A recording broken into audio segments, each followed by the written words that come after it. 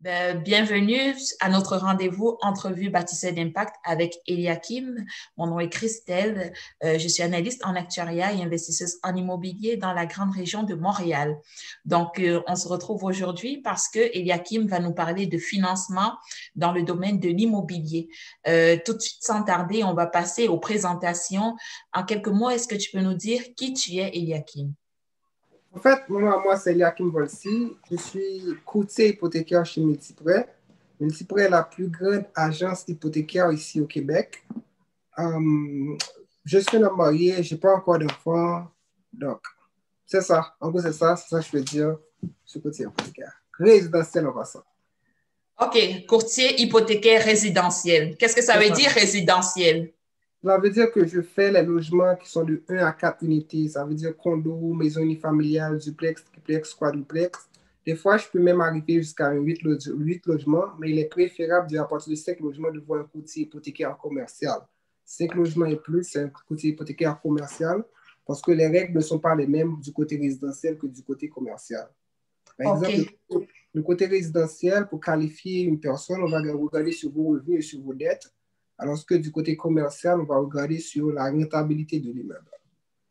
OK. Donc, toi, tu aurais quand même la possibilité de faire le financement d'un 6 logements, 8 logements, c'est ça? Oui, je fais un 6 à 8 logements parce qu'il y a quand même un prêteur qui l'accepte, qu'on le fasse du côté résidentiel. OK. Mais vraiment, si la personne veut aller un peu plus haut que ça, il faut vraiment qu'il passe avec un courtier commercial. Est-ce un prêteur traditionnel ou virtuel? C'est un prêteur traditionnel. En fait, c'est un prêteur que beaucoup de gens connaissent déjà, c'est Desjardins qui peut accepter jusqu'à 8 logements. Et après ça, les autres prêteurs, si vous êtes du côté résidentiel, ils vont faire seulement résidentiel. OK, parfait. Donc, à la base, tu as une formation comme courtier hypothécaire résidentiel. En fait, pas vraiment la formation, c'est la même formation qu'on a tous suivie, c'est juste que tu peux choisir de te spécialiser dans le commercial. Et c'est la même formation, c'est le même permis. Un va choisir de se spécialiser dans le commercial et un autre va choisir de se spécialiser dans les résidentiels. OK. À ce que je sais, tu es aussi investisseur en immobilier. Oui, en fait, je fais quelques petits investissements, mais je n'ai pas encore fait beaucoup pour présenter comme investisseur parce que je trouve que se présenter comme investisseur, il faut vraiment avoir une bonne 10 à 15 ans d'expérience, avoir beaucoup de potes. Ça, c'est mon point de vue. C'est un peu ça. C'est comme ça que je vois les choses. Parce que lorsqu'on n'a pas fait une certaine expérience dans une affaire, il y a des affaires qu'on ne connaît pas. Il y a des émotions qu'on n'a pas encore vécues. Il y a plein d'affaires qu'on ne connaît pas. Du coup, je reste toujours dans un petit coin et ne pas trop présenter ce chapeau. OK, parfait. Je comprends. Dans le fond, c'est un peu de la modestie, mais dans le fond, quand tu es courtier hypothécaire, dès la première année, tu peux te présenter comme un courtier hypothécaire. Mais oui, dès que tu as une profession, tu es médecin, même si c'est ta première journée, tu es médecin pareil. Tu es avocat, ta première journée, tu es avocat pareil. Donc, c'est un peu comme ça. OK, OK. Et est-ce que tu peux nous dire un peu c'est quoi les avantages de faire affaire avec un courtier hypothécaire? Contrairement avec quelqu'un à la banque? Oui, contrairement à aller tout de suite voir son directeur hypothécaire à la banque. Eh bien, OK. Tout d'abord, le premier avantage que vous avez, c'est comme le courtier hypothécaire, lui, il fait affaire avec plus d'une vingtaine d'institutions. Par exemple, dans mon cas, Multiprêt, on a comme 24 prêteurs, si je ne me trompe pas, qu'on fait affaire avec. Donc, du coup, posez-vous une question très simple. Lorsque vous achetez quelque chose, peu importe ce que vous achetez des meubles, téléphones, peu importe ce que vous achetez, vous allez magasiner, non? Vous allez voir deux, trois compagnies pour voir lequel vous donne le meilleur prix, la meilleure qualité et tout. Oui. Alors, comment se fait-il que vous achetez une maison qui coûte 300, 400, 500 000 $, ce que vous allez payer sur 25 ans au moins, et que vous allez voir une seule banque? La différence, c'est que le courtier hypothécaire, premièrement, lui, il va magasiner pour vous parce que lui, il fait affaire avec beaucoup de banques, comme je vous dis, plus de 20 prêteurs. Donc, du coup, il peut voir quel prêteur va vous donner le meilleur taux et les meilleures conditions. Oui. L'autre avantage qu'il y a également, c'est la disponibilité du courtier hypothécaire. Contrairement à la banque, la personne va dire qu'il faut être là le jour ouvrable de 8h à 4h, 8h à 7h, tout dépendamment. Mais le courtier hypothécaire, c'est vraiment toi et lui. Si toi, tu lui dis, écoute, moi, je termine le travail à 11h du soir, est-ce que je peux t'appeler? Si lui, il est disponible, il va te dire, oui, appelle-moi à 11h, appelle-moi à minuit, appelle-moi le samedi, appelle-moi le dimanche. C'est tout ça qu'il y a comme avantage avec le courtier hypothécaire. Également, le courtier hypothécaire, lui, il est régi par le gouvernement directement. Il est régi par l'AMF, qui est l'autorité des marchés financiers. Du coup, ce n'est pas vraiment la banque qui va le contrôler à 100%. C'est vraiment l'AMF qui contrôle ce qu'il fait. S'il est incorrect, qui est très strict avec lui. Il y a tout ça comme le courtier hypothécaire. Également, l'autre avantage, c'est que des fois, la personne va aller de sa banque, il va avoir un refus, ou du moins, on ne va pas lui donner le montant qu'il veut. Écoute, ta banque t'a pas donné ça, mais ça ne veut pas dire que les autres banques ne l'ont pas donné. Il y a beaucoup d'autres banques. Toutes les banques n'ont pas les mêmes règles. Ta banque t'a qualifié pour 500 000, mais peut-être que notre banque va te qualifier pour 550 000, pour 600 000. Exact, exact. Pour acheter un duplex, un triplex, ta banque va dire, OK, je vais prendre 50% des revenus du duplex, mais il y a une banque qui va dire que je vais prendre 100%. Sa banque va dire, je vais qualifier tes allocations familiales, je vais prendre comme 15%, 50%. L'autre banque va dire 100%. Il y a tout ça que tu as comme avantage lorsque tu fais affaire avec le courtier hypothécaire. Également, il y a les travailleurs autonomes. Cette banque va dire, écoute, tu as déclaré 15 000, je peux te qualifier seulement avec 15 000. Mais en fond, le travailleur autonome fait 50 000. Une banque va dire, écoute, je sais que tu me dis que tu fais plus que ça. Si tu me le prouves, même si tu as déclaré 10 000 dans les impôts, mais si tu arrives à me prouver que tu as fait 50 000, je vais te qualifier en fonction du 50 000. C'est vraiment toute cette différence-là qui existe entre le courtier hypothécaire et la personne qui travaille à la banque. L'autre avantage qu'il y a également, le courtier hypothécaire, lui, il a suivi une formation, il a réussi un examen du gouvernement pour pouvoir fonctionner. Alors qu'à la banque, tu as une formation à la banque. On va te présenter les produits de la banque. La personne, c'est pas. Je crois que maintenant, on les oblige jusqu'à la fin de l'année à suivre la formation. La même formation que vous? Mais oui, là maintenant, le gouvernement les oblige. Si je ne me trompe pas, ils ont jusqu'à décembre pour le suivre. Pour pouvoir continuer. Mais avant, non, c'était juste une personne qui était allée à la banque, on lui a donné la formation de la banque et il travaille pour cette banque. OK, OK. Mais comment est-ce que est rémunéré un courtier hypothécaire? Est-ce que c'est de la même façon un courtier qui travaille à la banque versus une personne qui travaille comme toi? OK, tout d'abord, la personne à la banque, ce n'est pas un courtier, on les appelle spécialistes. Oui. Deuxièmement, il y a les spécialistes hypothécaires, il y a les démarcheurs hypothécaires à la banque. Donc, eux, ils vont être rémunérés c'est comme un emploi qu'ils ont, ils vont être rémunérés par mois ou par année, ils ont un salaire fixe. Des fois, on peut les donner des bonis et tout. Les démarcheurs également, on peut les donner des bonis, mais les courtiers hypothécaires, non, c'est vraiment pas par salaire. C'est vraiment pas en commission en fonction de ce qu'on fait. Donc, du coup, le courtier hypothécaire, il a tous ses intérêts que ton dossier passe. Il veut que ton dossier passe plus.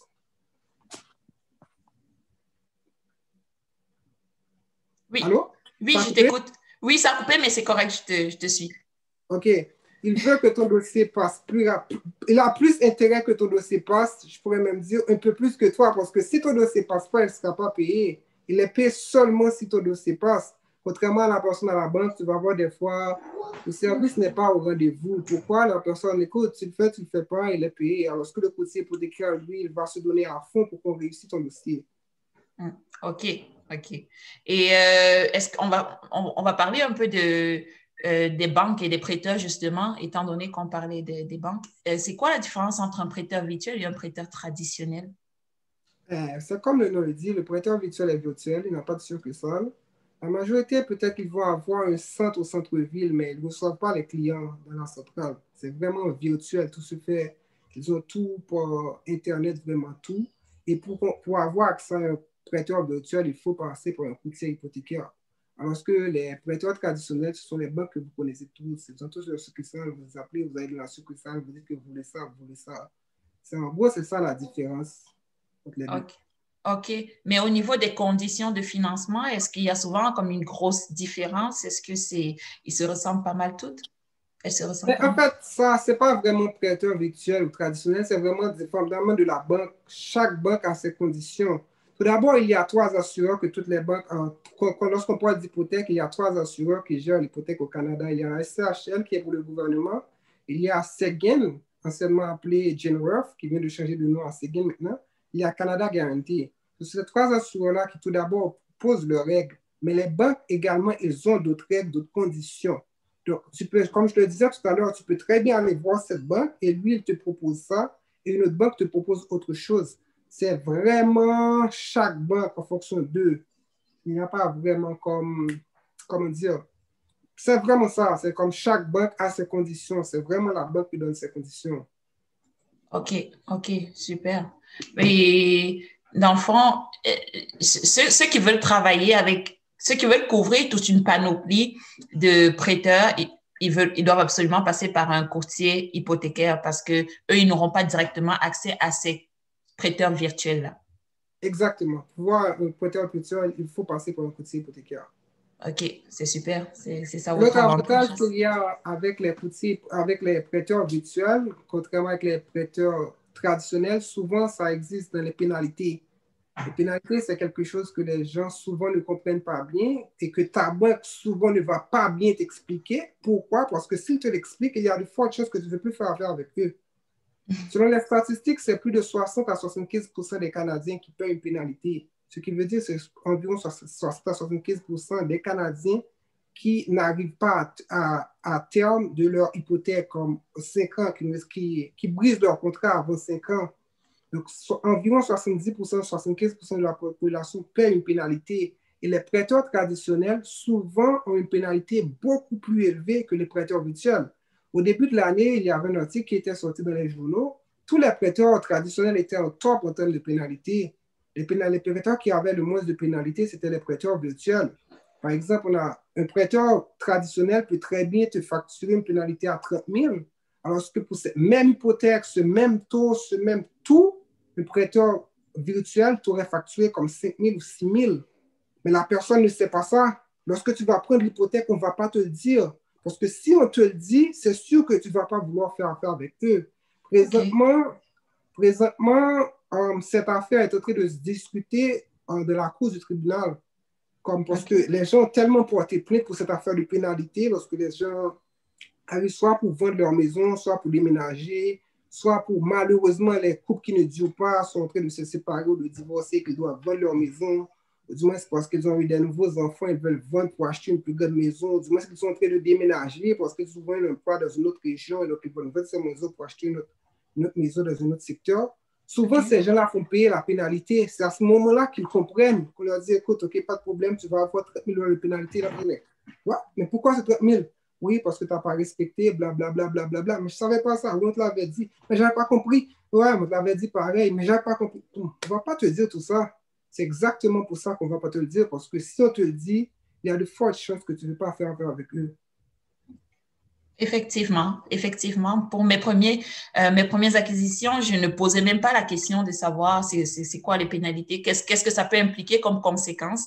Mais maintenant, c'est quelque chose à laquelle je fais très attention, les pénalités. Parce que parfois, tu peux prendre un thème de 5 ans, mais tu te rends compte que tes besoins changent avec le temps et qu'après peut-être 2 ans, tu as besoin de refinancer ou tu as besoin de vendre ou peu importe la situation.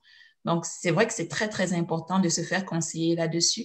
Et c'est vrai aussi que les courtiers hypothécaires donnent beaucoup plus de conseils que les spécialistes qui travaillent dans des banques. Ça, je l'ai remarqué personnellement. Non, on n'a pas le choix, c'est le gouvernement qui nous l'exige. On doit Oui. vous expliquer, on a l'obligation de vous expliquer à part de quoi vous vous engagez. On est obligé de le faire. Également pour le service, on veut vous donner le meilleur service.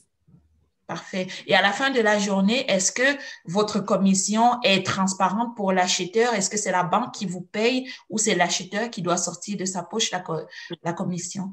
Non, c'est gratuit pour le client. Le client ne paye rien. C'est OK, c'est totalement transparent. gratuit. Totalement gratuit. On doit le dire au client également. On doit dire qu'on aura une rémunération de la banque. C'est gratuit. Parce que nous, le calcul que la banque fait, souvent, c'est comme, au lieu d'avoir quelqu'un qui est là, qui paie un local pour eux, qui font plein de dépenses pour l'employé, c'est comme toi, comme courtier, ils font aucune dépense pour toi. Oui. Aucune dépense. C'est comme, toi, tu deviens avantageux pour eux parce qu'ils ne dépensent pas pour toi, mais quand même sur leur aide à trouver de la clientèle. Oui, c'est vrai. Vous êtes des travailleurs autonomes. Vous payez toutes vos charges vous-même. C'est ça. OK, super. Et justement, vu qu'on parlait de pénalité, je sais on en a déjà parlé dans le groupe à travers une publication, mais est-ce que tu pourrais un peu expliquer à ceux qui ne s'y connaissent moins comment ça fonctionne en termes de pénalité, sans rentrer dans des calculs nécessairement? Les calculs, ça serait difficile pour moi. Mais oui. OK. Pour les calculs, voilà comment on calcule. Il y a deux façons qu'on calcule les pénalités. Il y a soit on prend 3 mois d'intérêt, soit on prend une autre méthode qu'on va prendre le plus élevé des deux. Les 3 mois d'intérêt, par exemple, si vous avez un taux variable ou un taux fixe, le taux variable, c'est toujours 3 mois d'intérêt. Le taux fixe, on va prendre le plus élevé des deux, entre 3 mois d'intérêt et l'autre façon, ça m'échappe un petit peu, de toute façon, c'est un peu ça. Donc, 3 mois d'intérêt, comment on va le faire? On va dire que, par exemple, quelqu'un qui achète une maison qui coûte 500 000, OK? On va dire qu'il a eu un terme de 5 ans et après 2 ans, soit il veut vendre sa maison, peu importe, il doit briser son hypothèque. Oui. Donc, comment on va faire le calcul? La banque va dire, écoute, 3 mois d'intérêt, ça va être au moment où tu as pris ton hypothèque, le taux était par exemple à 4%. Et autre chose qu'il faut noter, lorsque vous allez à la banque, on vous dit que le taux est 1,80%, 1,70%. Ce n'est pas vraiment ce taux-là qu'ils ont lorsqu'ils vont calculer la pénalité. Parce qu'ils vont calculer la pénalité, ils vont dire, écoute, le taux 1,80 que je vous ai donné, c'était un taux à rabais. Oui. Mon vrai taux était à 5%. Je t'ai fait un rabais, je t'ai donné 1,80. Je l'ai découvert récemment. Oui, lorsqu'ils vont prendre la pénalité, ils vont faire comme, OK, 5%, et présentement, les taux sont à 2%. Il faut faire un calcul bizarre, là. On va dire, OK, donc ça fait une différence de 3%. Donc, 500 000 multiplié par 3%, ça fait 15 000. Si c'est un taux variable, c'est 3 mois d'intérêt. 3 mois d'intérêt, un trimestre, donc il y a 4 trimestres dans une année. Ils vont faire comme 15 000 divisé par 4. C'est bizarre. De ce genre, ça va te donner environ 5 000. Mais si tu fais un taux fixe, comment ils vont faire? Ils vont faire d'une manière différente. Le taux fixe, comment ils vont faire? Ils vont dire, écoute, il te reste 3 ans que tu n'as pas respecté. Tu as un solde encore de 500 000. Donc, la même façon que je t'ai dit, le taux était à 5%, là maintenant c'est à 2%. Donc, ça fait 3% de différence. 500 000 pour 3%, ça fait 15 000. 15 000. Il te reste 3 ans, c'est 15 000 par 3, ça va faire 45 000. C'est comme ça, on va le calculer avec toi, une façon très, très bizarre. On va te dire, tu vas devoir payer le plus élevé, les 45 000 que tu dois payer. Donc, les gens, à ce moment-là, ils sont comme, toute l'équité qu'ils ont gagnée et tout, ils l'ont passé dans la pénalité. Pénalité, oui. C'est pour cela qu'on vous dit que présentement, les pénalités sont plus élevées qu'avant. Pourquoi? Parce que les taux ont baissé. Oui. Donc, du coup, si c'était à 5%, on va faire 5% moins 1,80% actuellement que le 2,50 qu'il était au mois de janvier-février. C'est la raison pour laquelle les taux sont plus élevés actuellement. Oui, absolument. Parce que la banque a moins d'intérêt à la fin de la journée, donc elle te charge plus de pénalités. Mais oui. Et la différence, c'est que les prêteurs virtuels, souvent, leurs taux affichés, leurs vrais taux il n'y a pas une aussi grande différence souvent que les prêteurs traditionnels. C'est la raison pour laquelle que vous allez voir, les prêteurs traditionnels, leur pénalité est beaucoup plus élevée. Oui, oui. Ça, c'est vraiment une grosse trappe parce qu'on nous présente un taux, mais ce n'est pas le vrai taux. Je ne sais pas comment vous appelez ça. Le vrai taux est beaucoup plus élevé que le taux que la banque nous accorde. Le taux affiché, ils disent le taux affiché. Le taux affiché. Ils vous donnent le taux pondéré. C'est comme ça, ils le disent là. C'est ça. Fait que finalement, on ne sait même plus quel taux on est en train de prendre. On ne sait plus pourquoi est-ce qu'on signe finalement parce que le taux affiché, là, on le saura. La plupart du temps, on ne le sait pas. Mais c'est lorsqu'il faut payer des pénalités qu'on sait finalement c'était quoi mon taux affiché. Ben oui. Des fois, si le client demande, ils vont juste dire, OK, on va prendre la différence des deux. On va juste dire, voici le calcul qu'on va prendre, mais on ne va jamais le calculer avec lui. Bon, ce n'est pas vraiment possible de le calculer. Pourquoi? Parce que c'est le taux qui va être le jour que tu passes chez le notaire. Si tu passes chez le notaire, on va dire dans 2 mois, en janvier, en février, personne ne connaît à combien sera le taux en février. Donc, on ne peut pas le calculer. Mais ce qu'il faut demander à la banque, OK, d'accord, calcule-le-moi pas en février, calcule-moi si je le fais aujourd'hui avec le taux d'aujourd'hui. C'est ça qu'il faut demander. Okay. Dès que vous prenez une hypothèque, demandez toujours à la banque, c'est quoi ma pénalité si j'arrive dans une année avec le taux d'aujourd'hui? Demande-leur ça. Des fois, ils vont envoyer sur leur site, voilà comment faire, blablabla. Oui, ils ne le calculent pas toujours. Ils ne peuvent pas le calculer. Personne ne va prendre la responsabilité de le calculer parce que, par exemple, s'il vous dit 7 000 ou s'il vous dit 10 000 et le jour où vous passez, ça monte à 12 000, c'est comme, il m'avait dit 10 000, mais là, maintenant, c'est 12 000 chez le notaire. C'est comme, on ne peut pas vous dire exactement le nombre. Oui, oui. Ah, OK, parfait. Et les personnes demandent souvent rapidement, taux variable ou taux fixe, qu'est-ce que je choisis?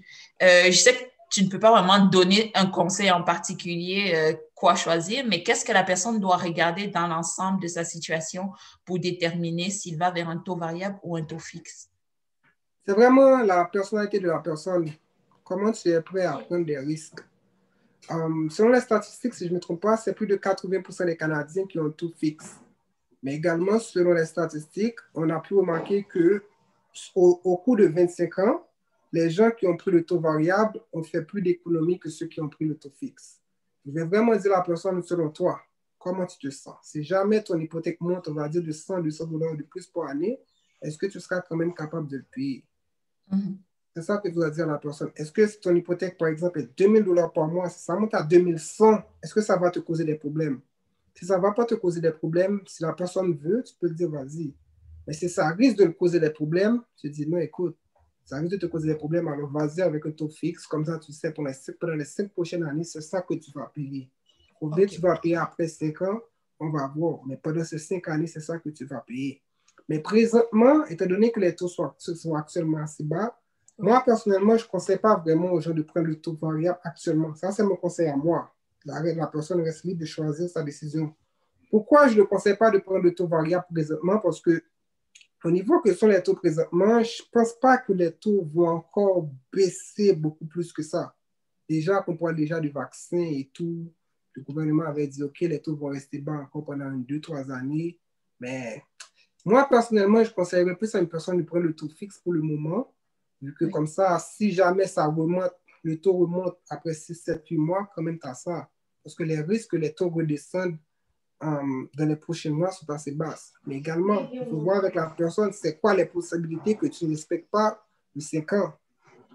C'est quoi les possibilités? C'est quoi les possibilités que toi, par exemple, si la personne est un étudiant, et dit, OK, moi j'étudie ici, j'aimerais avoir une maison près de l'université et tout, mais après je retourne. Écoute, si tu sais que tu retournes dans 2-3 ans, tu prends un taux plutôt fixe, avec le taux variable, tu vas avoir une pénalité beaucoup plus petite.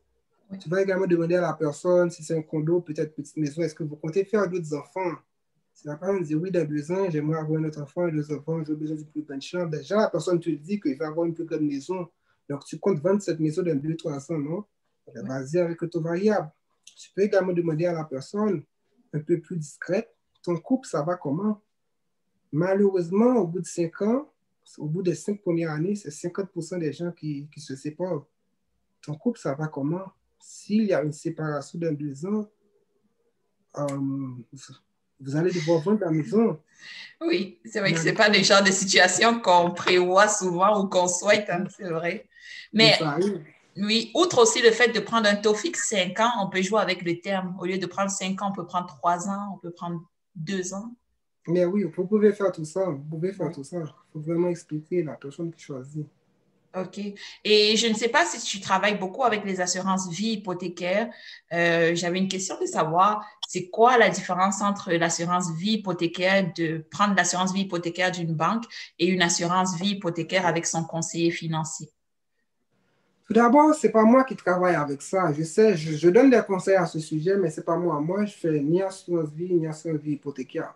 Je vais vous dire la différence. On a tellement publié ça dans les journaux, c'est un peu difficile pour les clients de les rater, mais quand même, ils ratent ça quand même. Voilà la différence. L'assurance vie hypothécaire qu'on te donne à la banque, ça protège la banque. Ça ne te protège pas vraiment. Ça protège la banque. Par exemple, vous prenez une assurance vie hypothécaire de la banque, on va dire la maison vous a coûté 300 000 et pendant 20 ans, on va dire pendant 24 ans, vous payez cette hypothèque. Et sur la 24e année, vous avez un problème. Soit vous êtes décédé, soit vous avez une invalidité, vous n'êtes plus capable de payer. Donc, on va dire, OK, vous avez une assurance, ce n'est pas grave. Tu nous dois 5 000 $, mais ce n'est pas grave. Plus la peine de le payer, l'assurance va le payer pour toi, tu ne dois plus rien. La maison est encore à toi ou à tes enfants. La différence avec l'assurance vie, c'est comme tu as payé ta maison, on va prendre ce même exemple, 300 000, tu as payé pendant 24 ans, il te reste 5 000 ou 10 000 $ à payer. L'assurance vie, ce qu'il va faire, si tu as pris une assurance vie de 300 000, ils vont te donner toutes tes 300 000. Ils vont donner à ta famille ou à toi, si tu as encore envie, toutes tes 300 000. Faites ce que vous en voulez. Comme ça, ils vont prendre 10 000, ils paient la maison, ce qu'il reste sur la maison, et tout le reste, c'est à eux, ils font ce qu'ils veulent avec tout le reste. C'est ça la différence. Mais souvent, les banques, on ne va pas expliquer ça aux clients. On va juste dire à la personne, écoute, ton hypothèque, tu vas juste payer 2 000 $, l'assurance est inclue. La protection est inclue. On va juste dire ça à la personne, on va dire, ah, vous me donnez une protection. Oui, c'est vrai qu'on merci. Donc, c'est ça. La personne ne comprend même pas ce qu'on lui donne. Oui. Mais c'est souvent un conseiller financier. Souvent, moi, comme courtier hypothécaire, je vais dire à la personne, écoute, pas de problème, vas-y, fais ce qui est le mieux pour toi. Demande à la banque de t'expliquer exactement ce qu'il te donne. Pose-leur des questions. Moi, j'ai des conseillers financiers. Si tu veux, je peux te donner leur numéro, tu peux les appeler ou je peux leur demander de t'appeler. Ça te gage de rien. Ils vont juste t'appeler et t'expliquer. Toi, tu fais la différence. Toi, tu fais la comparaison et toi, tu vois ce qui est le mieux pour toi. OK, super. Parce que j'ai des... Ben, merci parce que beaucoup, Hakim. Attendez un instant. Christelle et Hakim. Donc, merci à Hakim pour toutes les explications. Donc, c'est sûr que je vais juste ramener un petit point. Donc, comme Hakim le sait déjà, donc, c'est bon de donner des conseils dans son domaine à lui. Donc, tout ce qu'il a dit, c'est vrai. Donc, je suis en train de le baquer comme conseiller financier. Super. Donc, lui, ce qu'il fait, c'est quand il a des gens qui ont des questions pour les assurances hypothécaires, donc il a plusieurs conseillers qu'il peut référer en tant que tel, moi y compris, et moi de même, quand j'ai des gens qui ont des besoins en, en, en en prêt hypothécaire. Donc, je réfère à Eliakim. Donc, c'est toujours mieux pour chaque personne de ne pas comme parler des produits des autres compagnies parce que c'est pas le même domaine. Donc, quand on Parfait. a des questions, on le réfère à d'autres professionnels qui sont capables de l'aider. Donc, ce que Eliakim a dit, c'est vraiment ça là-dessus. Donc, l'assurance de la banque, ça protège la banque, ça protège le solde et il n'y a pas un moyen de nommer un bénéficiaire là-dessus. Donc, s'il arrive quelque chose, il n'y a pas d'argent dans la maison. Et l'assurance avec une institution financière comme vous le savez, la Sonlave et les autres compagnies comme Manuvie Industrielle Alliance et les autres. Donc, ça protège votre famille et vous pouviez comme ajouter les autres membres pour mieux protéger tout le monde. Donc, c'est ça en tant que tel. OK, parfait, Gary. Vous voyez, on a du deux pour un. On a à la fois Oui, un oui. côté hypothécaire et un conseiller financier. C'est parfait. Merci beaucoup pour votre intervention. Oui, c'est ça. C'est comme il l'a dit, on réfère toujours à un conseiller. C'est comme, on peut donner une idée, mais on réfère au conseiller, comme je l'avais dit. C'est lui qui Oui. va vous expliquer le tout. OK, c'est super, mais c'est bon, cette petite nuance que tu as apportée de savoir que, dans le fond, l'assurance vie hypothécaire qui est offerte par la banque, en général, c'est pour les intérêts de la banque, pour s'assurer, elle veut s'assurer que son prêt sera respecté jusqu'à la fin. OK, super. Et si on va sur une autre note, par rapport à la cote de crédit, je sais que la cote de crédit, c'est quelque chose qui bloque énormément de personnes qui veulent avoir un financement. Est-ce que tu as peut-être des conseils à donner par rapport à comment maintenir une bonne cote de crédit? Et c'est quoi une bonne cote de crédit, dans le fond? OK, tout d'abord, il y a plusieurs gens qui se trompent un peu, je peux le dire, parce qu'ils pensent que pour acheter, il faut avoir une hypothèque, il faut avoir une cote de 780. Mais non. Pour être assuré pour la SCHL, il faut avoir une cote minimum de 680. La SCHL a changé les règles en juillet. Pour la SCHL, lorsque vous faites une demande hypothécaire, rien n'oblige de vous envoyer avec la SCHL. Il y a encore deux autres assureurs. Il y a Seguin, anciennement appelé Genworth, il y a Canada Guarantee. On peut très bien vous envoyer avec ces assureurs. Même si vous avez une cote qui est plus basse que 680, vous pouvez quand même trouver une hypothèque. Parce que ce qu'il faut savoir, c'est que lorsque le score est plus bas que 680, on va être plus strict avec toi. Tu vas avoir un salaire de 100 000, par exemple, quelqu'un qui a un code de 680 et plus, peut-être qu'il aura une hypothèque de 500 000. Et toi, tu as un salaire de 100 000 également, pas de dette, et ton score est plus bas que 680, peut-être qu'on va te dire le maximum qu'on peut te prêter, c'est peut-être 460 000, 450 000. C'est la première chose qu'il faut savoir. Et deuxièmement, autre chose qu'il faut savoir, c'est que la cote que vous avez lorsque vous commandez votre cote au bureau Equifax ou TransUnion n'est pas forcément ce code-là qu'on va utiliser. Parce qu'on a une autre code qu'on va regarder, c'est celui-là qu'on va utiliser. Donc, pour répondre à ta question, comment faire pour avoir une bonne cote de crédit, bon, les affaires sont assez simples. C'est toujours payer vos factures à l'heure, que ce soit Internet, téléphone, auto, peu importe. Payer vos factures à l'heure. Ne pas faire trop de demandes. Par exemple, il y a cette erreur que les gens commettent lorsqu'ils magasinent eux-mêmes. Ils vont aller dans chaque institution financière eux-mêmes. Donc, à chaque institution que vous allez, ils font chacun enquêtes. Donc, chacune de ces enquêtes-là va apparaître sur votre bureau et ça risque de baisser votre cote. Donc, en gros, c'est un peu ça. Ne payez toujours à l'heure, pas faire trop d'enquêtes. Ne dépassez pas votre limite de crédit. Dépassez pas votre limite de crédit. Si vous avez une carte de crédit qui est à 3 000, essayez de le garder à 20, 30, 40% maximum. Si vous aimez utiliser plus de votre carte, du montant de votre carte de crédit ou de la marge de crédit, il est préférable que vous appelez la banque et vous leur demandez d'augmenter la limite. Parce que comment on voit ça? Vous avez une limite à 5 000 et vous utilisez tous les 5 000 par mois. Comment on voit ça? Vous êtes loadé, vous êtes en panne d'argent. Mais par contre, si vous avez une limite à 10 000, vous utilisez 5 000, 4 000, on va dire que vous utilisez 40%, 50%, ce qui veut dire que vous n'avez même pas besoin de l'argent qu'ils vous donnent. C'est comme ça qu'ils le voient. Donc, en gros, c'est ça. C'est comme payer à l'heure, utiliser le moins la marge de crédit ou la carte de crédit, ne pas faire trop d'enquêtes. En gros, c'est ça. Et l'autre erreur que je vois que beaucoup les gens commettent, c'est parce qu'ils ont des amis qui veulent acheter un téléphone et eux, ils vont baquer cet ami pour le téléphone. Ah oui. Une erreur que je vois tellement, surtout les jeunes qui le font, ils me disent, ah, je ne savais pas. Faites pas cette erreur. Une amie veut te dire, écoute, oh, mon crédit n'est pas bon, viens me baquer pour avoir ce téléphone. Dis, tiens, ami, écoute, la prochaine fois que tu me demandes ça, appelle-moi plus jamais parce que tu n'es pas mon ami. Si tu arrives dans un point où même la banque, même le téléphone ne veut pas te financer parce que tu paies tellement mal, là maintenant tu veux détruire ma compte à moi.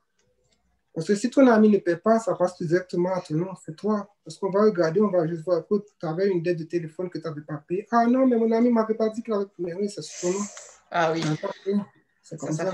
Ça fait mal, ça fait mal. Ouais. Et il y a énormément de choses aussi pour lesquelles on endosse parfois des personnes et ils font une mauvaise utilisation de leur crédit et ça retombe sur nous. Ben oui, mais des fois, vous ne pouvez pas avoir une cote qui n'est pas très bonne et être financé pareil. On va vous demander la raison. Par exemple, si la personne, souvent ça arrive, selon les études, les deux choses qui envoient le nom des gens plus au crédit, ce sont les téléphones et le gym. La personne va au gym, elle s'inscrit, elle ne retourne plus jamais, elle a déménagé, le gym envoie la facture, il ne sait pas. Boum, son crédit est gâté. Lorsque, après 2-3 ans, vous allez demander une hypothèque, on va le voir, on va vous le demander. Si la raison, c'est parce que vous ne le saviez pas, vous avez déménagé, vous n'avez pas reçu les factures, là, ça peut passer. On va regarder les autres affaires. Est-ce que tu paies ta carte de crédit, ton auto? Est-ce que les autres affaires, tu les paies à l'heure? Si les autres affaires, tu les paies à l'heure, c'est seulement ça qui a causé que tu as une mauvaise crédit. On va te donner l'hypothèque pareil, parce que ça se comprend. Ça peut arriver à tout le monde que vous soyez une facture qu'il ne le sait pas. Souvent, il y a également les cartes de crédit que vous recevez dans les magasins. C'est vraiment pas conseillé de les prendre. Une facture de 0,50 centimes, ça peut détruire ton crédit. On t'envoie, tu ne sais même pas si tu dois 50 centimes. Ça détruit. Oui, on va te faire le prêt, si tu nous expliques que c'est ça qui s'est passé. Et quand même, ça détruit ton compte de crédit. Il y a un taux que peut-être que tu ne vas pas avoir le meilleur taux. Il y a des affaires que ça va te bloquer. Et ce n'est même pas toutes les banques qui vont l'accepter. Il y a des banques qui vont l'accepter, comme moi, je suis courtier. Il y a des banques que je sais qui vont l'accepter. Mais ce n'est pas forcément toutes les banques qui vont l'accepter. OK. Wow. C'est bon à savoir ça. C'est très, très bon. OK. Et en termes pour revenir un peu à l'immobilier, je sais, la capacité d'emprunt diffère vraiment beaucoup. De financement aussi, un duplex versus un quadruplex. Mettons un duplex, ça nécessite 5% de mise de fonds. La capacité d'emprunt n'est pas nécessairement calculée de la même façon. C'est quoi un peu la différence entre aller vers un duplex versus aller vers un triplex ou un quadruplex? Donc déjà, tu l'as dit, un duplex, c'est 5% de mise de fonds. Un triplex et un quadruplex, c'est 10% de mise de fonds. Mais depuis janvier, les règles ont un peu changé, pas seulement les duplex, mais pour toutes les propriétés qui sont 500 000 et plus. Comment on va le calculer? Par exemple, si tu achètes un duplex à 600 000, on va faire 5% de 500 000 qui donne 25 000. On va faire 501 000 à 600 000, ça donne 100 000. On va prendre 10%. Ça, 10% de 100 000, ça fait 10 000. 25 000 plus 10 000, ça fait 35 000. En gros, c'est ça. Et par la suite, étant donné que c'est un immeuble à revenu, la grande majorité des prêteurs vont prendre 50% de ces revenus bruts de l'immeuble pour ajouter sur vos revenus pour vous qualifier. Mais il y a certaines banques qui vont prendre 100%, si vous qualifiez dans les autres termes. On pourrait prendre une banque qui prend 100% des revenus bruts pour qualifier votre dossier. Oui, et ça, c'est parfois très, très, très important, le fait de prendre 50% versus 100%. Donc, d'où l'avantage encore de travailler avec un courtier hypothécaire. Mais oui, parce que tu vas aller dans ta banque, tu vas dire, écoute, je vais acheter ce duplex qui coûte 600 000, la banque va dire, ah, je suis capable de financer jusqu'à 750 000 dans ton cas. Mais tu vas avoir une autre banque qui va prendre les 100%, il va dire, OK, d'accord, je te finance les 600 000. La différence, c'est que lui, il a pris 50%, l'autre a pris 100%. Même pour les allocations familiales, une banque va dire, OK, je vais prendre les allocations familiales jusqu'à 50% de ton cas. Une autre banque va dire 100%. C'est vraiment tout ça qui existe. Travail autonome, toi, tu as déclaré 10 000 dans les impôts, mais en fait, tu fais 50 000. Tu es capable de le prouver à 50 000? Oui, bien sûr. Cette banque va dire, OK, moi, tu as déclaré 10 000, c'est 10 000 que je vais prendre. La banque va dire, prouve-moi les 50 000, comment tu fais les 50 000? Je te finance à partir de tes revenus de 50 000. Exact, exact. Et tu as même abordé un petit peu ma prochaine question. C'était pour les travailleurs autonomes. Parfois, ils ont de la difficulté à se faire financer. Pourquoi ça? Mais c'est comme je viens de te le dire, à cause des montants qu'ils déclarent aux impôts. Une banque va dire, tu as déclaré 15 000, je vais te qualifier avec 15 000, c'est 15 000 que tu fais.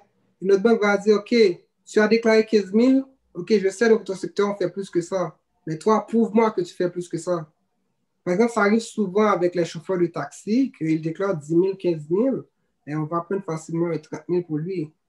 Okay. Un coiffeur, un électricien, un mécanicien. En fait, ça ne s'applique pas partout pour tous les travailleurs autonomes. Il faut que ce soit un travailleur autonome qui reçoit de l'argent cash, comme liquide direct.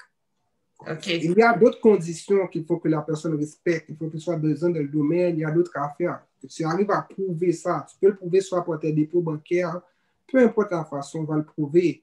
Mais il faut que ça fasse du bon sens. Tu ne vas pas être comme, c'est pas dans un secteur qui, habituellement, les gens font 30 000 et toi, tu viens dire que tu fais 200 000. Mais non. Il faut que ça fasse du sens. Il faut que tu sois capable de le prouver. Et comme je te dis, ce n'est pas toutes les banques qui le font. Une banque peut le faire, tu peux aller dans une banque qui te le refuse tout carrément.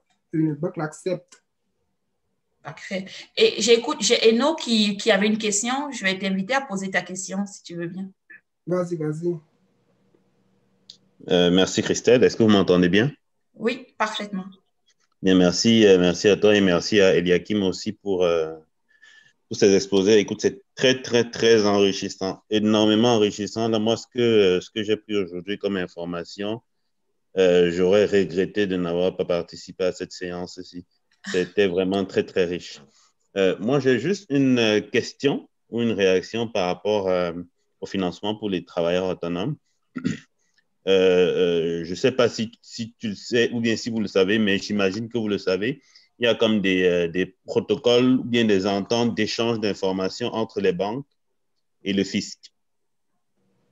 Alors, lorsque vous déclarez des revenus au fisc et que vous déclarez des informations à la banque différentes pour avoir des prêts, est-ce que vous conseillerez ça à un travailleur autonome qui viendrait pour avoir un financement auprès de vous?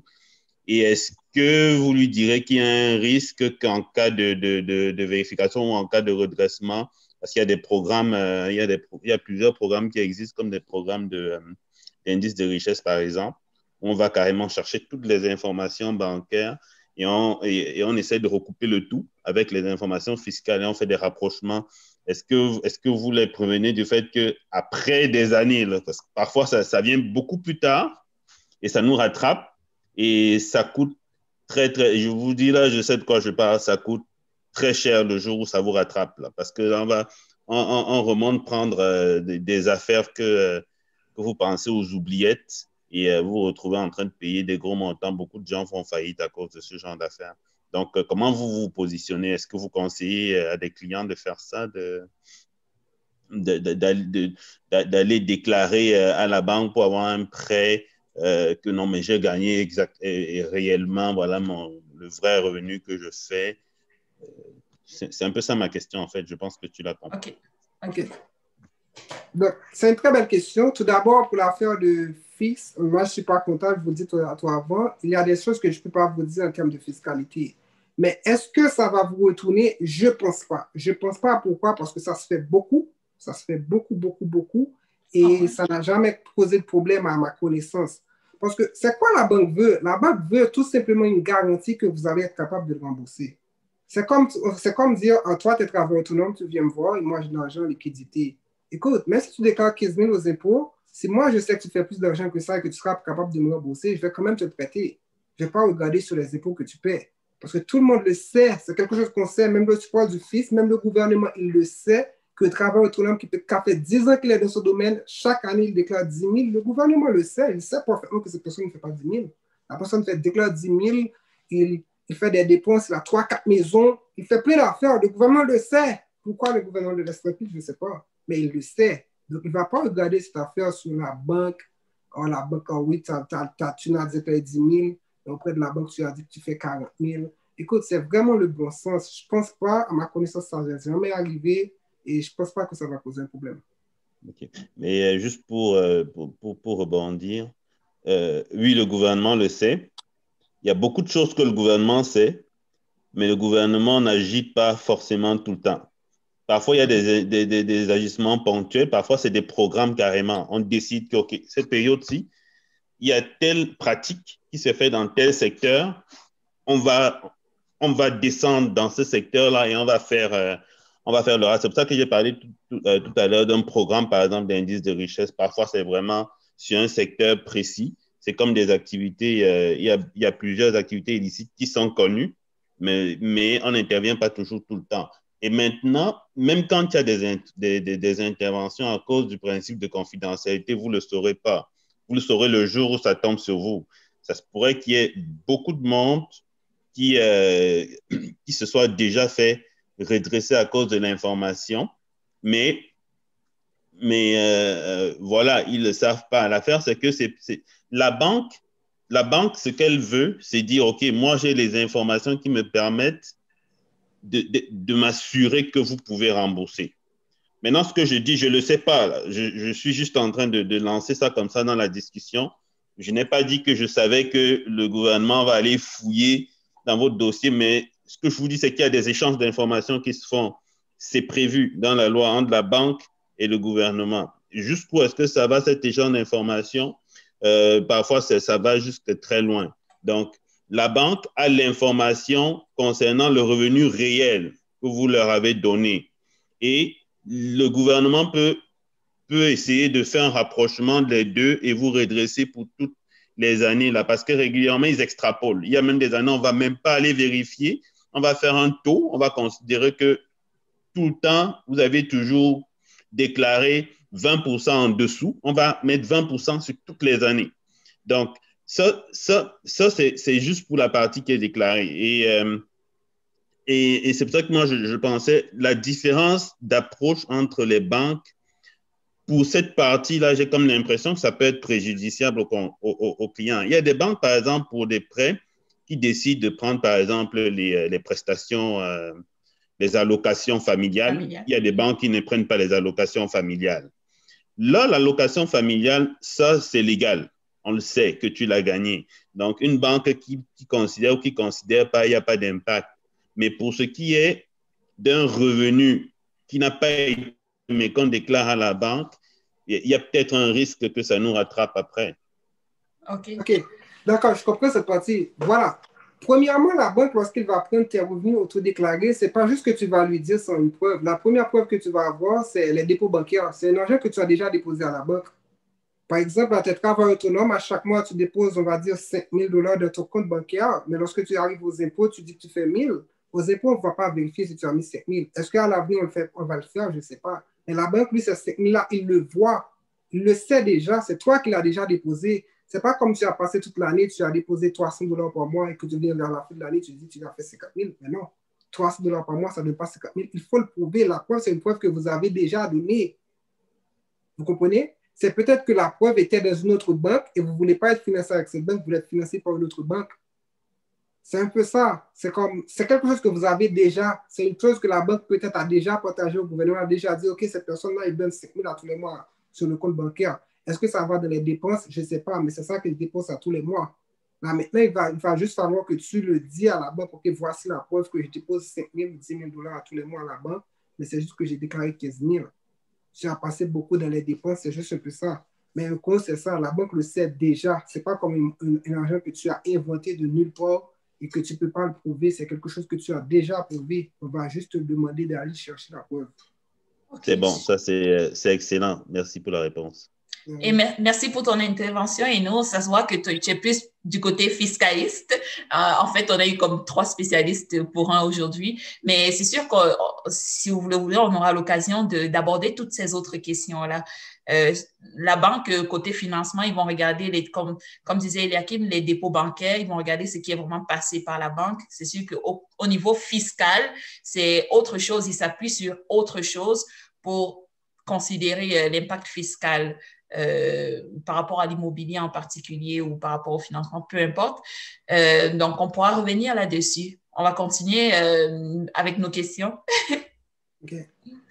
OK. Ben, dans le fond, ça faisait un peu le tour de mes questions. Je voulais que tu nous parles un peu de financement non traditionnel, mais je sais qu'il y a énormément de méthodes pour obtenir du financement. Je ne veux pas nécessairement qu'on s'étale là-dessus aujourd'hui parce qu'il faudrait qu'on entre en profondeur. Mais est-ce que tu pourrais nous parler peut-être, exemple, de la collatérale, quelque chose que les gens ne connaissent pas, ou encore l'hypothèque inversée ou ce que tu veux? OK. La garantie collatérale est faite par une seule banque tout d'abord, c'est par Desjardins, mais ce n'est pas quelque chose de trop facile comme les gens le pensent.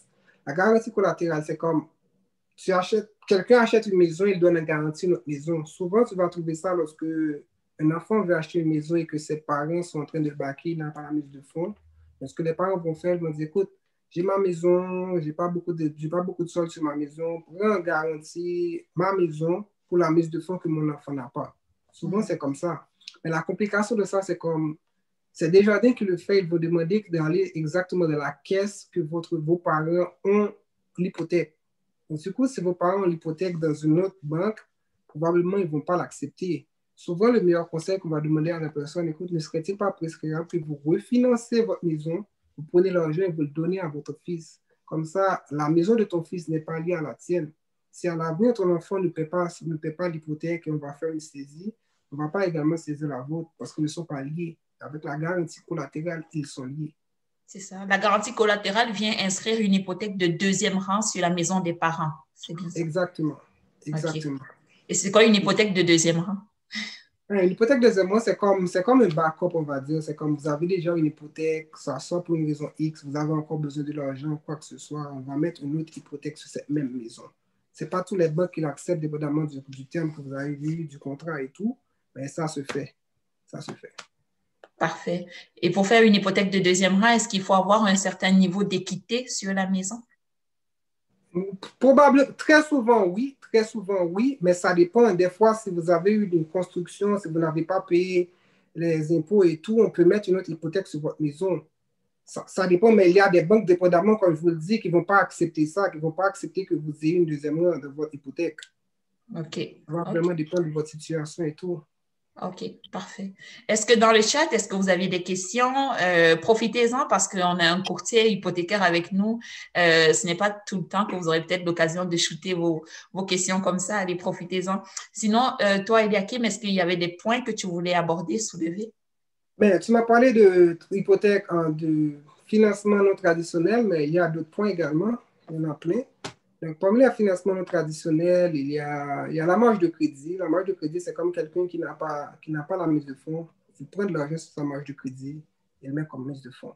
Le désavantage qu'il y a dans tout ça, c'est que premièrement, vous avez un intérêt sur la marge de crédit.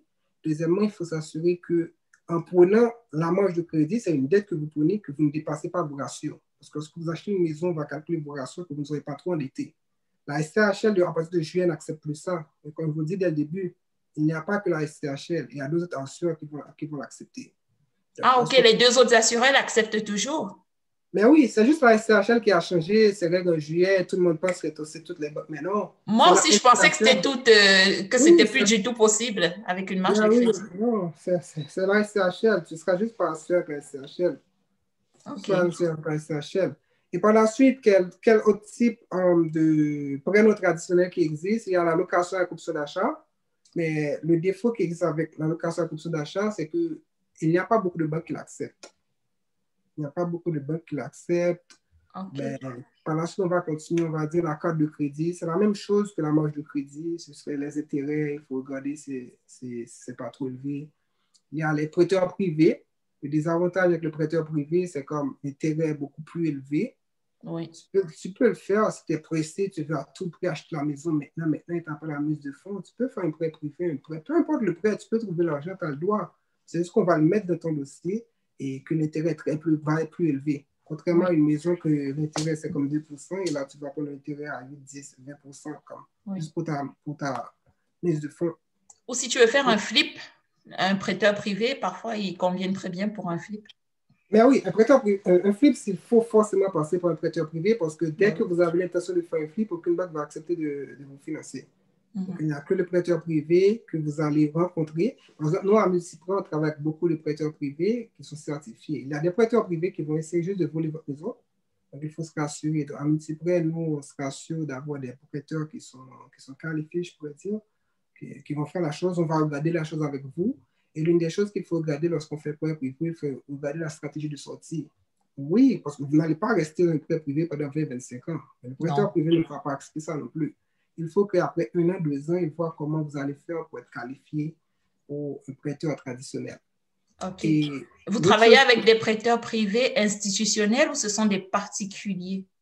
Non, les prêteurs privés, ce sont des particuliers, ce ne sont pas des institutions, ce sont des gens comme vous et moi qui ont reçu leur autorisation du gouvernement, de l'AMF et tout.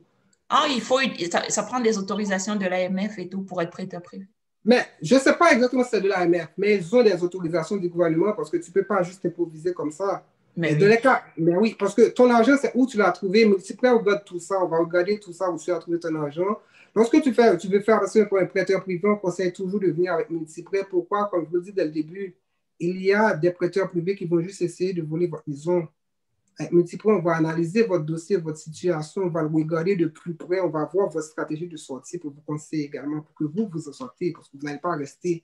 Mais si vous êtes dans un prêt privé, après 2-3 ans, vous n'êtes pas capable de vous en sortir, ça commence à devenir dur, là. Un prêt à 10-15% d'intérêt, ça commence vraiment à être dur, sans compter les autres frais. Il faut vraiment que vous vous en sortiez après 1 an, 2 ans. Il faut vraiment qu'on étudie la stratégie avec vous.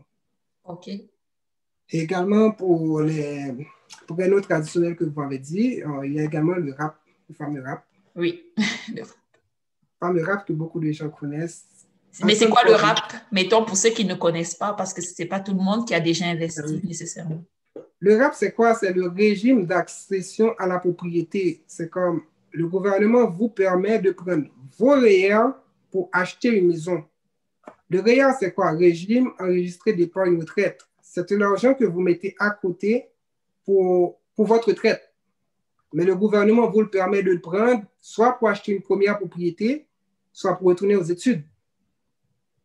L'avantage qu'il y a avec le RAP, c'est que lorsque vous mettez l'argent dans vos REER, vous aurez un retour d'impôt. Par exemple, si vous comptez acheter une maison, on va dire l'année prochaine, donc ce que les gens vont faire, c'est à 20 000 de mise de fonds, 30 000, ce qu'on peut te conseiller, on ne t'oblige pas, on conseille, ce 30 000-là, mets-le de tes revenus, mets-le de tes REER, je veux dire, mets-le de tes REER, et par la suite, fais le RAP et prends cet argent. L'avantage que tu vas avoir lorsque tu le fais comme ça, c'est si tu as fait par exemple 70 000 et tu as 30 000 de mise de fonds, donc comme ça, tu seras taxé sur 40 000 et non sur 70 000. Lorsque tu vas faire les impôts, tu vas dire, écoute, j'ai fait 70 000, mais il y a eu 30 000 qui étaient dans mon REER, donc vous allez me taxer sur 40 000 et non 70 000. Exact. Vous aurez probablement un retour d'impôt. Donc 30 000, facilement, vous pouvez avoir un 30 à 35 % de retour d'impôt, comme 10 ou 15 000. Du coup, lorsque vous allez acheter la maison, vous n'aurez non seulement les 30 000, parce que le RAP, vous allez rappeler les 30 000 que vous avez mis, et également, vous aurez les 13 000 de retour d'impôt que vous avez eu. C'est deuxième avantage que vous avez, c'est que vous recevez des allocations familiales avec le RAP, avec le montant que vous avez mis dans le REER, vous avez fait 70 000, plus que vous gagnez de l'argent, plus que vos allocations familiales vont être basses. Exact. Et là, maintenant, l'argent était dans le REER. Donc, les allocations familiales sont calculées pas en fonction de 70 000, mais en fonction du 40 000. Autre avantage qui existe encore lorsque vous le mettez dans le REER, c'est qu'il y a le crédit de solidarité. Le crédit de solidarité, lorsque la personne gagne, si je ne me trompe pas, gagne moins que 50 000, il a accès à ce crédit. Donc, vu que la personne a mis l'argent encore dans le REER, donc on va le calculer sur 40 000, donc il aura droit à ça. Mais il y a certains points qu'il faut regarder lorsqu'on fait le REER. Premièrement, est-ce que vous avez droit de mettre cet argent dans vos REER? Oui. Est-ce qu'on a encore de l'espace REER? C'est ça. Mais oui, il faut regarder vos droits. Ça, vous pouvez le voir sur la feuille que votre comptable vous dit lorsque vous déclarez les impôts. Ça veut dire que vos droits de REER non utilisés sont le temps. Ils sont accumulatifs. C'est comme vous regardez, c'est 18% par année. Si vous n'avez jamais mis des REER et vous avez travaillé déjà dans le passé, l'année dernière, vous avez fait 50 000. L'année d'avant, vous avez fait 80 000. Donc, c'est 18% de chacune de ces années. Donc, 50 000, de 18% de 50 000, c'est 9 000. Donc, l'année dernière, tu as eu droit à 9 000. L'année d'avant, si tu avais également fait 50 000, tu as encore eu droit à 9 000. Donc, ça fait 18 000 que tu as eu droit. Donc, il faut vraiment regarder ça. Il faut que ça soit l'achat d'une première propriété. Tu peux l'acheter si ce n'est pas ta première propriété, mais à condition que tu as déjà acheté une propriété, ça fait 4 ans, mais tu n'habitais pas dans cette propriété dans ces 4 dernières années. Ça, c'est un. Deuxièmement, donc, il faut que ça fasse au moins 4 ans ou 5 ans qu'on n'a pas été propriétaire occupant, c'est ça? Exactement, propriétaire occupant de cette propriété. Et deuxièmement, si vous venez de vous séparer ou de divorcer, même si vous étiez propriétaire, vous pouvez quand même utiliser votre REER pour acheter une propriété. Troisième chose, oui, on vient de changer cette loi, je ne me trompe pas, en janvier cette année. Cette année, c'est pas une nouvelle. Et si je ne me trompe pas... Mais est-ce qu'il faut quand même avoir remboursé déjà tout ce qu'on avait râpé? Oui, bien sûr. Il faut le rembourser. Vous avez 15 ans pour le rembourser. Vous pouvez le rembourser avant ça. Si vous avez déjà râpé, vous avez pris, on va dire 15 000. Donc, vous aurez 1 000 $ à rembourser par année.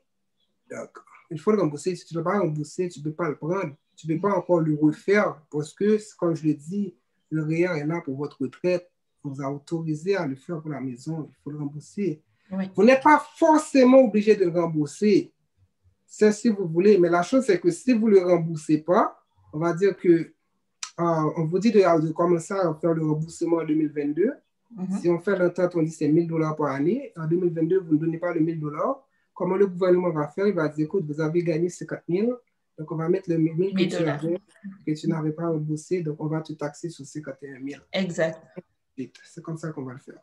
Oui. Mais encore une fois, lorsque le client vient me voir à ce sujet, je vais faire toujours un conseil financier. C'est le conseil financier, j'ai travaillé avec plusieurs conseillers financiers en partenariat. Donc, je vais faire à lui, je dis, écoute, moi, je te donne ces conseils, mais va voir avec lui. Je peux te donner leur numéro ou je peux leur demander de t'appeler. Pose-leur toutes les questions et ils vont le faire avec toi parce que c'est vraiment leur domaine. Moi, je suis plus courtier hypothécaire. OK, super. Ben, moi, j'ai trouvé chaque information vraiment très, très, très pertinente et enrichissante. Je ne sais pas pour les autres dans le chat. Juste nous laisser vos commentaires. Si vous avez des questions, profitez-en. Est-ce que tu avais d'autres points que tu voulais apporter? Ah, c'est super. Merci, Gary. Je pense qu'on avait dit l'hypothèque inversée. Je ne sais pas si j'ai parlé de ça. Non, on n'a pas parlé de ça. Ah, il y a beaucoup de choses. Tu sais, le financement, c'est tellement vaste que, en même temps, tu te souviens, je t'avais un peu soumis quelques sujets, mais après, je les ai réduits, j'ai réduit la liste. Mais allons-y, si tu as du temps, allons-y.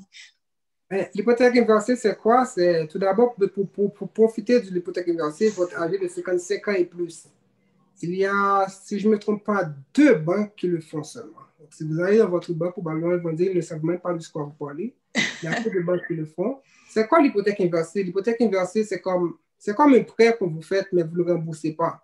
C'est comme, vous avez votre maison, vous avez de l'équité sur votre maison, ou du moins, vous avez la maison que vous êtes en train de le payer. On va vous emprunter l'argent. Donc, la banque, ce qu'il va faire, il va prendre l'argent, il va prendre le paiement, il va payer la maison complète, il va vous dire, OK, vous ne payez pas pour le moment. Vous ne payez pas pour le moment. Si vous êtes capable de le faire, vous le faites, mais vous n'êtes pas obligé de le faire. Donc, vous allez rembourser cet argent, c'est soit lorsque vous allez décider ou lorsque vous allez vendre cette maison. Attention, pour pouvoir le faire, il faut que vous habitez dans cette maison. Il faut que la maison soit maximum 6 logements. Et les avantages avec ça, c'est comme l'intérêt est un petit peu plus élevé. Et l'avantage qu'il y a, c'est comme, tu ne paies pas. Si par exemple, ton hypothèque te coûte 1 000 $ tous les mois, on ne paye pas d'hypothèque. OK. Mais il faut être âgé de 55 ans et plus. Mais on ne paye pas d'hypothèque, mais la banque récupère son argent à quel moment? Lorsque vous allez vendre la maison. Lorsque vous allez vendre la maison, lorsque vous décédez, ou du moins si vous déménagez de cette place. OK, c'est ça. Fait qu'en général, le monde le fait surtout pour comme réduire leurs dépenses, j'imagine, rendu à un certain âge. C'est plus qu'un programme qu'on a mis pour aider les personnes âgées de un peu plus profiter profiter de leur retraite et tout, comme dépensez pas maintenant, si vous n'avez pas, vous cassez pas la tête, si vous avez perdu votre emploi, vous n'êtes pas capable de rembourser l'hypothèque pour le moment. Donc, c'est plus pour ça. Mais il faut avoir de l'équité. On ne va pas tout. Si la maison vous coûte 500 000, on ne va pas vous donner 500 000. On va vous donner au maximum 55%. C'est ça. C'est comme si la personne, par exemple, a perdu son emploi. Il ne reste pas beaucoup. Il vous reste une somme de 100 000, par exemple, et la personne, écoute, il doit trouver, je ne sais pas, l'hypothèque, on va dire 1 000, 2 000 dollars tous les mois. Ça, c'est un peu dur pour lui de trouver. Écoute, tu fais l'hypothèque inversée. L'hypothèque inversée, tu ne paies pas. Le désavantage, comme je te le dis, l'intérêt sera un peu plus élevé.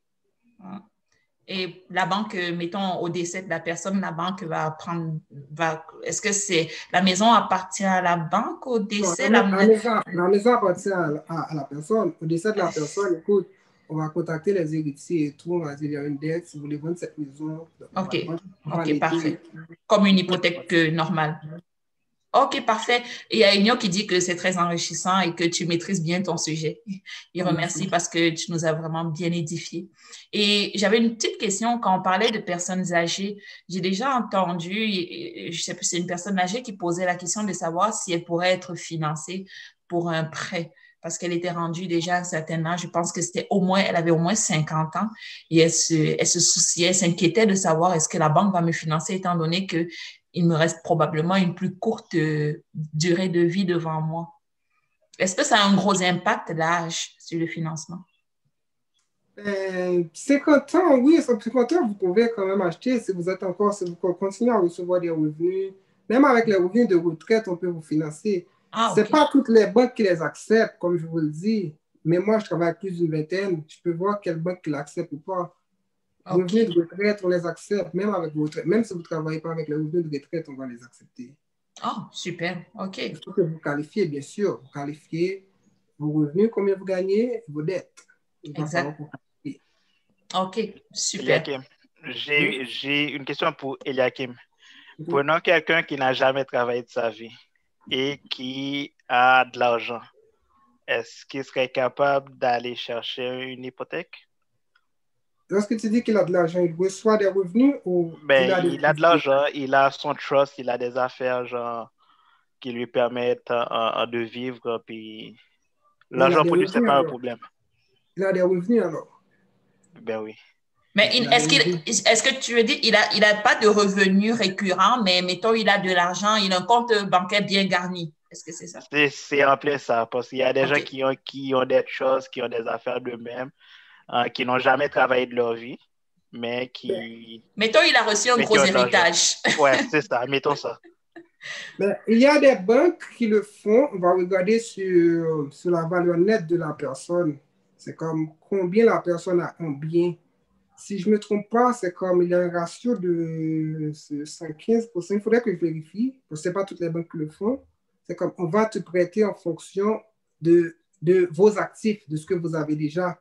Vous avez déjà 3-4 maisons, 3-4 bateaux, vous avez 500 000 en arrière, 300 000 en série, des placements et tout, obligations et tout. Il y a des banques qui vont accepter de vous financer en fonction de ce que vous avez déjà, parce que vous avez d'autres actifs. Mais c'est vraiment au cas par cas, il faut vraiment qu'on regarde le dossier au complet. C'est vraiment comme ça. C'est bon ce point-là que tu apportes parce qu'il y a une banque qui me disait qu'il y a 2 façons de me qualifier, même si j'ai des revenus. Elle pouvait le faire de 2 façons. Elle pouvait le faire soit en fonction de mes revenus versus ses dépenses ou en fonction de ma valeur nette, de mes actifs. C'est bien ça? OK, donc ça ne concerne pas seulement ceux qui n'ont pas de revenus, mais même moi aussi, je pourrais me faire qualifier sur ma valeur nette, dépendamment de qu'est-ce qui est le plus avantageux, c'est ça? Mais oui, c'est ça. Il y a tout ça. Est-ce que vous rentrez dans tout? Parce qu'il y a d'autres critères de la banque, comme je vous le dis, ce n'est pas toutes les banques qui le font. Il faut vraiment que vous entrez dans tout. On regarde, c'est au cas par cas. OK, parfait. Merci Gary pour la question. Est-ce que vous avez d'autres questions dans le chat? On va regarder ça. Sinon, Eliakim, comment est-ce qu'on fait pour te contacter? Ça, c'est très, très important. Vous pouvez me contacter à mon numéro de téléphone, c'est le 438-368-3617. Ou vous pouvez m'envoyer un courriel à mon adresse courriel qui est evolcy, comme mon nom, EVOLCY, à commercial, multi-prêt.ets.ca. Du moins, vous pouvez même envoyer un message sur Facebook. J'ai ma page Facebook, les gens m'écrivent, je leur réponds. Vous me contactez, Ce sont les manières à moi de me contacter. Parfait. Je vais également laisser tes informations de contact dans la vidéo, dans le groupe, partout où je vais poster la vidéo. OK. Parfait. Donc, merci. Je te remercie énormément pour le temps que tu nous as accordé. C'est très, très, très apprécié et toutes les informations, pour moi aussi, c'était très enrichissant. OK. Est-ce que tu avais quelque chose à ajouter avant qu'on ne conclue? Ben, il n'y a pas grand-chose à ajouter, sinon que des fois, il y a des gens qui sont capables d'acheter, mais ils ne le savent pas. Ils ne pensent pas qu'ils sont capables d'acheter. Donc, c'est mieux de contacter votre courtier hypothécaire et voir vraiment si vous n'êtes pas capable d'acheter. Parlez votre projet avec lui, il va vous guider et tout. S'il faut bâtir un plan sur 6 mois, 1 à 2 ans, il va vous aider et tout. OK. Bon, c'est parfait. Le message est bien passé. Contactez votre courtier hypothécaire. Parfait. Ben, merci beaucoup à tout le monde. Merci à Gary, Eno, Mélissa, parfait, Yvette. Merci à tous ceux qui ont participé et merci aussi à ceux qui vont regarder le direct en différé, en fond. Parfait. Ouais. Passez une bonne journée. Merci à tous. Merci à toi, Christelle. Bye. Bye.